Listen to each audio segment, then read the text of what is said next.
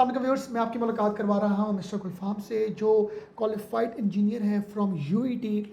हम इनसे आज ये जानेंगे कि लोग या इन्वेस्टर्स या जो लोग अपनी इन्वेस्टमेंट्स करना चाहते हैं वो कंस्ट्रक्शन की इंडस्ट्री में क्यों करें।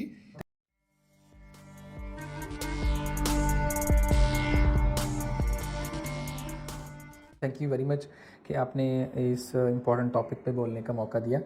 आपका जो सवाल है वो बड़ा ही पर्टिनेंट है कि वाई कंस्ट्रक्शन, एक इन्वेस्टर के पॉइंट ऑफ व्यू से अगर हम गोल्ड देखें, है, बहुत सी और चीज़ें और भी हमारे पास इन्वेस्टर की स्टॉक एक्सचेंज है, गोल्ड है।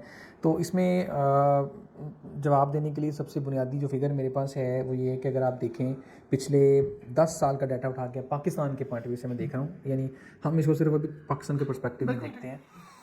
आप पिछले 10 साल का डाटा उठाएं तो आप देखते हैं कि सबसे ज़्यादा जो प्रॉफिटेबल चीज़ रही है वो कंस्ट्रक्शन है या प्रॉपर्टी है। रियल एस्टेट और कंस्ट्रक्शन, इसमें थोड़ा सा हमें डिफरेंस बताइएगा, और इनमें दोनों में से बेहतर क्या है। जी, इसमें अगर आप देखें डिस्टिंक्शन की अगर बात करें तो रियल एस्टेट से मुराद ये है कि जो ज़मीन है आपके पास, उसको आपने कटिंग करके सेल आउट करने की जो सारी बिज़नेस है, प्लॉट्स की जो सारी चीज़ें हैं, सोसाइटीज़ हैं, हाउसिंग स्कीम्स हैं, ये सारी रियल एस्टेट का पार्ट है।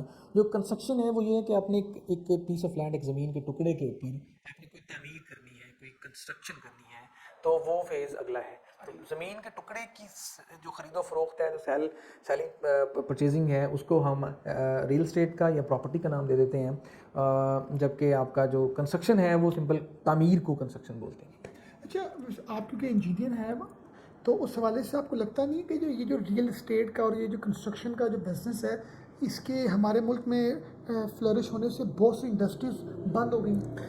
फ्लरिश होने से इंडस्ट्रीज़ बंद नहीं हुई, इसके फ्लरिश होने से आप देखें जो कंस्ट्रक्शन है ना, उसके साथ कहा जाता है और है भी ऐसा, तो तकरीबन 50 से 60 इंडस्ट्रीज जुड़ी हुई हैं। कंस्ट्रक्शन से मुराद सिर्फ ये नहीं कि आप एक घर के ऊपर लेबर लगी हुई है, तो वो जो सरिया जहाँ बन रहा है वहाँ फैक्ट्री में भी मजदूर लगे हैं, तो आपकी ओवरऑल वहाँ पे भी लेबर कंज्यूम की जा रही है। अगर कहीं ईंटें बन रही हैं तो आपकी वहाँ पे भी लेबर यूटिलाइज हो रही है।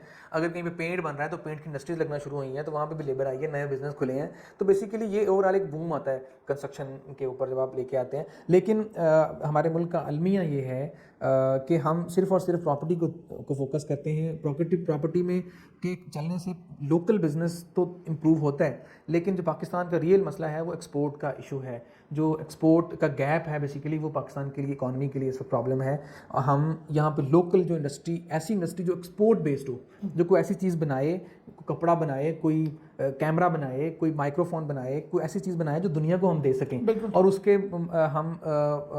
उसको सेल आउट करके हम कुछ ज़रिए मुबादला डॉलर्स की मद में कमाएं, और हमारी जो पेमेंट स्पेंडिंग है, जो डेट है, उनमें वो चीज़ें यूटिलाइज की जा सकें, और हमारा इंपोर्ट बिल उससे रिड्यूस हो। तो अल्टीमेटली लोकल बिजनेस तो प्रॉपर्टी के चलने से खूब चलता है, और ये दुनिया में ऐसा होता भी है, कंस्ट्रक्शन इंडस्ट्री से बिजनेस फ्लरिश करते हैं। लेकिन आपका जो सवाल था कि नुकसान क्या हुआ है, नुकसान यही हुआ है कि हर इन्वेस्टर जो है वो आके कंस्ट्रक्शन इंडस्ट्री में आ गया है। जो लोकल कंस्ट्रक्शन के ट्रेंड्स का तो हमें पता है, इंटरनेशनल लेवल पर जो कंस्ट्रक्शन के जो ट्रेंड्स हैं वो हम चाहेंगे हमारे व्यूअर्स के साथ आप शेयर करें। जी, ये एक अच्छा सवाल है।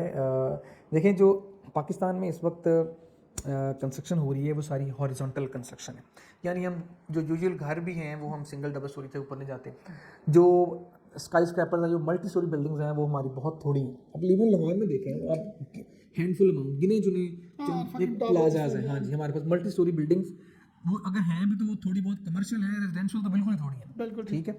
लेकिन दुनिया के अंदर ये कॉन्सेप्ट है कि वो हॉरिजॉन्टल कंस्ट्रक्शन के बजाय वर्टिकल कंस्ट्रक्शन, क्योंकि घर बनाना, अगर आप ये कहें कंस्ट्रक्शन रुक जाएगी, ये तो पॉसिबल ही नहीं है ना, क्योंकि ये एक एवर इवॉल्विंग चीज़ है। लोगों ने नए घर बनाते रहना है, पॉपुलेशन भी बढ़ रही है, लोग मूव करते हैं छोटे शहरों से बड़े शहरों में, तो एक घर तो बनते रहने, कंस्ट्रक्शन होती रहनी, शेल्टर एक बेसिक नीड है इंसान की।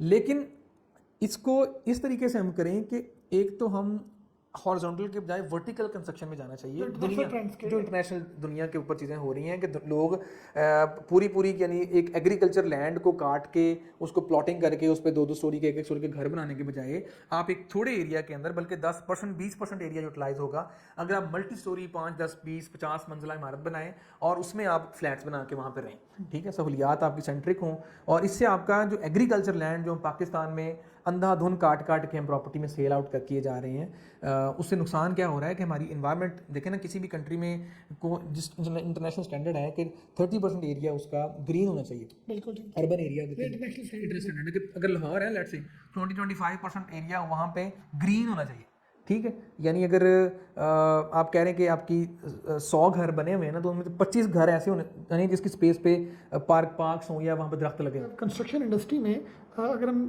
बात करें छोटे छोटे कौन सी बिजनेस अपॉर्चुनिटीज़ हैं जो निकल सकती हैं एक इन्वेस्टर के लिए? कंस्ट्रक्शन इंडस्ट्री के अंदर, अच्छा कंस्ट्रक्शन इंडस्ट्री में given the amount one have, हम इसमें ये देख सकते हैं कि जो घर बनाने की एक हमारे पास स्पेस है, जो अपॉर्चुनिटी है कि एक बंदे के पास अगर इन्वेस्टमेंट है, वो प्लॉट ले, घर बनाया, उसको सेल आउट करे, जो एक यूजुअल बिजनेस चल रहा है। उसके बाद आप ये काम कर सकते हैं कि एक तो आपने घर बना के सेल करने का काम है, दूसरा आप कॉन्ट्रैक्टर, अगर आप रेलिवेंट फील्ड है, जिस तरह हमारे BS टेक सिविल में लोगों ने किया हुआ, बच्चों ने जॉब्स कर रहे हैं, DAE सिविल लोगों बच्चों ने किया हुआ, बहुत ज़्यादा बच्चे हैं वो जो कर रहे हैं, इंजीनियरिंग करके जॉब्स कर रहे हैं, तो वो ये स्मॉल स्केल बिजनेसेस हैं कि जी कॉन्ट्रैक्टर अपनी कंपनी रजिस्टर करवाएं और गवर्नमेंट और प्राइवेट दोनों सेक्टर्स में जाके अपना वो करें। एक तो ये है, इसमें आप किया जा सकता है। सेकंड, अगर आपके पास थोड़ी सी ज़्यादा इन्वेस्टमेंट है तो प्रोडक्शन की तरफ जा सकते हैं। कोई जिस तरह से आप फॉर एग्जांपल हमारा जो प्लम्बिंग का पाइप है, ठीक है, अगर आप छोटे स्केल पे उसकी इंडस्ट्री लगाएं कि आप पाइप और उसकी फिटिंग्स बनाना शुरू कर दें, ठीक है, अपने नाम से ब्रांडिंग कराएं, रजिस्ट्रेशन कराएं आपकी कंपनी की, और उसको आप सेल आउट करें, तो बहुत इसमें अच्छा मार्जिन है, ठीक ठाक मार्जिन है। लाइक आप रॉ मटेरियल लेते हैं, उसको आप मोल्ड करते हैं, मोल्ड करके अपनी स्टैंप लगाते हैं और उसको मार्केट में सेल आउट करते हैं। सिर्फ बहुत से चल भी रहे हैं बिजनेस। चलिए जी, आपने बड़ा अच्छा गाइड किया, thank you very much. Viewers, आपने हमें देखा, थैंक यू।